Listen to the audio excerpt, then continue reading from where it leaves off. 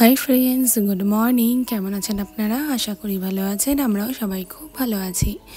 তো এই ব্লগটা হলো গত দুদিন আগেকার ব্লগ। তো সামহাও ব্লগগুলোকে আপলোড করা হয়নি, তো আজকে সময় পেয়েছিলাম তো আপলোড করছি। চলুন এই 8:30 থেকে ব্লগটাকেই শুরু করেছি। তো এখানে সকাল সকাল বাপির বাজার করা হয়ে গেছে, এনেছে কাতলা মাছ।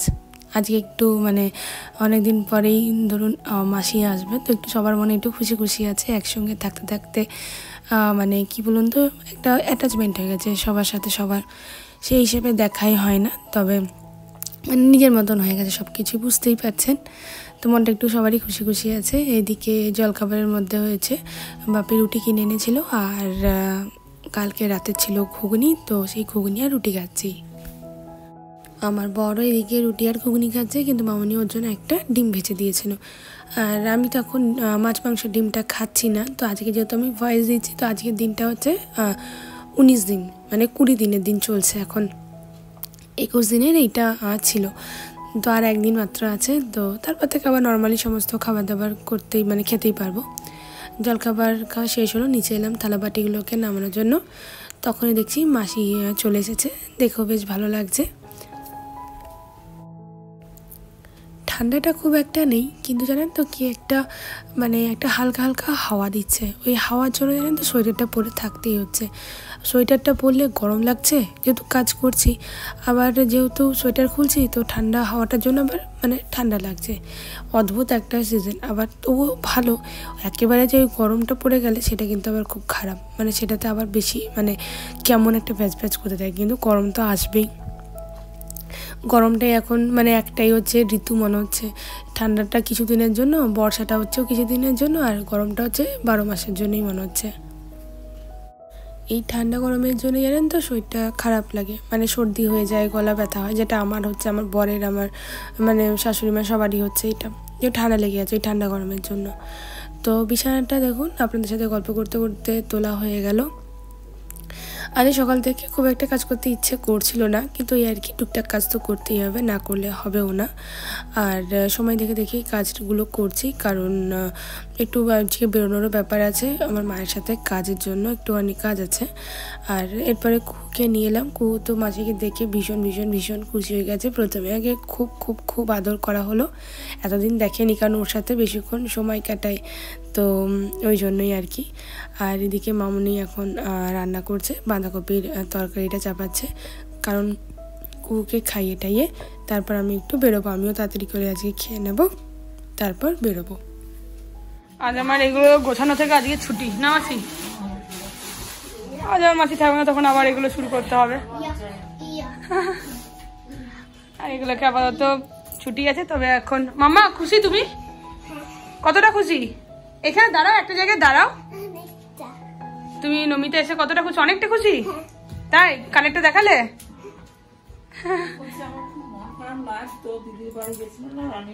হ্যাঁ, ও যেতে পারে না, দুঃখ হতো। আচ্ছা আচ্ছা, এতদিন ধরে দেখছে, তার তো একটা তো ইয়ে থাকবেই। হ্যাঁ হ্যাঁ। মামনি এখানে এখন কি খুঁড়ছো সেটা বল বাবু, বলো একবার মামনি। এটা আলু গাছ, আলু সে তো মরে গেছে মনে হচ্ছে। হ্যাঁ, এটা তলায় আলু হয়েছে। তুমি কেন বলছো? কতটুকু আলু আসছে না আসছে? আলু হওয়ার কি দরকার? দেখি বাহ, ওই তো আলু উঠে গেছে। তো ভালো তো, আলু উঠেছে তো কি হয়েছে? কেন তুই রান্না করে ওই মা গো, এটা উঠানো মা 10 দিন ধরে ইয়ে করছো, তো তাতেও ওটাও তো একটা ভালো লাগে, বলো তো। ওটাই আলু। দাঁড়া, আরেকটা আলু উঠেছে, কাটাই হয়ে গেল। এইটুকু আলু? হ্যাঁ, এগুলো আলুর দম হবে। 3টা আলুর দম? তুমি নমিতা তুমি কি লিখে নেবে?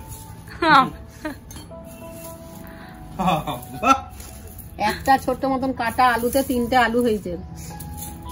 হাতের কড়া, এগুলো কি এটা ঘরের মধ্যে সব হয়। এইদিকে আর একটা উঠেছে আলু। হ্যাঁ গো, কত আলু উঠছে গো, হেভি হেভি আলু। এই দেখো, এই আলুর দম করে খাবো। হ্যাঁ এই দেখো। হ্যাঁ, আর ওইটা ওইগুলো ওইগুলো যেগুলো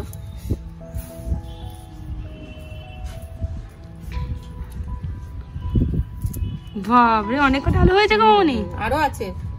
কি করে বুঝবে আলো আলো আছে? এখানে একটা আলু গাছ আছে, ওইদিকে আলু গাছ আছে। ওই দিকটা তুলে দেবে? একটু একটু করে উঠছে আবার। ওই যে এটা ছোট উঠলো, দেখ আবার ভালো গেটটা খোলা হলো, চালু হয়েছে গো। আমার বড় একটা সময় এনে বিরক্ত করে যে তোমাকে আসতে কে বলে গো?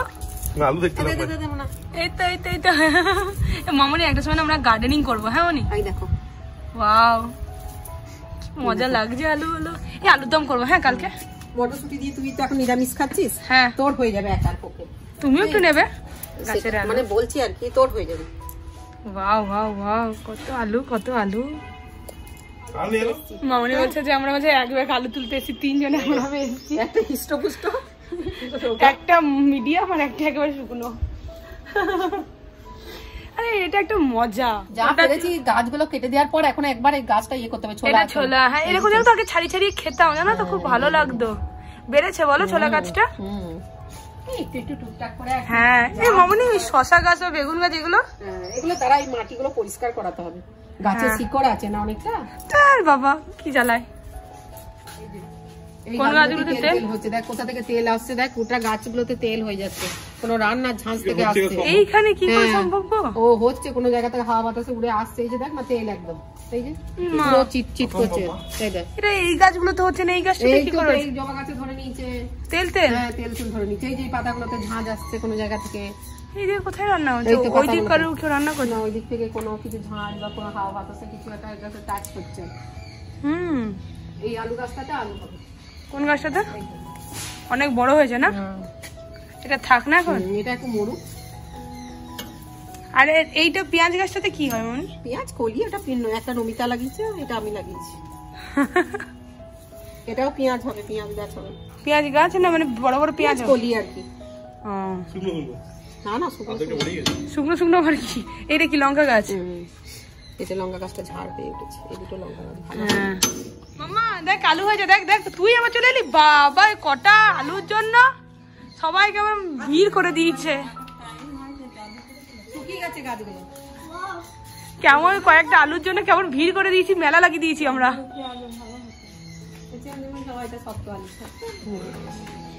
নিচে এলাম যখন মামনি বললো একটু পেঁপেটা নিয়ে যেতে। পেঁপেটা নিয়ে যাই। পেঁপেটা কোথায় গেল? এত জিনিস এখানে। পেঁপেটা দেখি কোথায় আছে, খুঁজে পাই না মাঝে মাঝে। এত জিনিস হয়ে যায় না, কোথায় কি ঢোকানো থাকে। পেঁপে পেঁপে আমার হাতরাই কোথায় আছে পাচ্ছি না। পেঁপে দেখি কোথায়।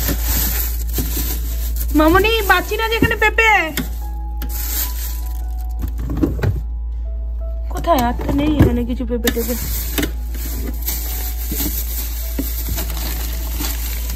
বেগুন নিজে পাবো কি করে? পেঁপে তো এইখানে রাখা আছে, মামনি নিতে ভুলে গেছে। আচ্ছা দিয়ে আমি ফ্রিজে খুঁজছি। লিপস্টিকটা মামনির এক্সপায়ার করা, নিয়ে খেলছে। এই আশাতে খুব সামলানো যায় না।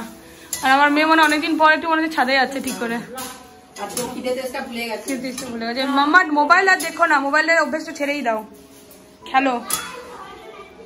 নাহলে কি বলুন তো, আমার সাথে তো মানে খেলতেই পারে না। ঝামেলা রাখিনি বাবারে। গ্যাস চলছে না মানে হয়ে গেছে। তো এখানে আছে চাটনি না কোথায় দেখি, খুঁজি একটুখানি আগে। এখানে আছে একটা তরকারি, এখানে আছে চাটনি। রান্নার আর কিছু আজকে ঝামেলা সেরকম রাখিনি, কারণ আমি বেরোবো একটু মায়ের সাথে। কুকুরকে খাইয়ে ঠাইয়ে আমি ফটাফট স্নান করে আমি একটুখানি দুটো মুখে ভাত দিয়ে বেরোবো। একটু দরকার আছে মায়ের সাথে যাওয়া, সে আস্তে আস্তে আমার বিকেল হয়ে যাবে। ওই জন্য রান্নার আমি আজ একটু ঝামেলা সেরকম রাখলাম না, যে রান্না করবো এবারে থকে যাই খুব তাড়াতাড়ি। দেখি কি কি আছে, চলে তাড়াতাড়ি। এইখানে আছে ওই কালকে একটু সিমের তরকারিটা মামনি একটু রেখে দিয়েছে আমার জন্য, কারণ তাহলে কি বলুন তো একটু ভাতের সাথে হয়ে যায় নিরামিষ খাবার। চাটনিটা দাঁড়ান খুঁজে, এক হাতে না একটু অসুবিধাই হয়। এখানে আছে একটু ভাত, ঠিক আছে। এখানে আছে এই দেখুন চাটনিটা, সমস্ত কালকের কড়াই আছে, আমার খাবার কোনো ঝামেলা নেই। গরম করবো আর আমি খেতে বসবো। ও তাদের স্নান করেনি, হাত পা ধুয়ে নিয়েছে, কালকে করেছি কারণ একদিন বাদ বাদ এখন একটু ঠান্ডাটার মধ্যে করাচ্ছি। আমি এই এখন স্নান করতে যাচ্ছি। স্নানটা করে আমি আগে খেয়ে নেবো, তারপর কুকুরকে খাওয়াবো। দেখি গা বাঁধাকপি, এদিকে শিম আলুর তরকারি আর গরম গরম ভাত নিয়ে বসে গেলাম ফটাফট। এরপরে কুহুকে খাওয়াবো। চাটনি মামনি এখানে দিল, চাটনিটা নিয়ে নেবো। আর ডাল নিয়ে দিয়ে ডাল আমার লাগলে নেবো, নাহলে এগুলো দিয়ে মেখে খেয়ে নেবো, ঠিক আছে।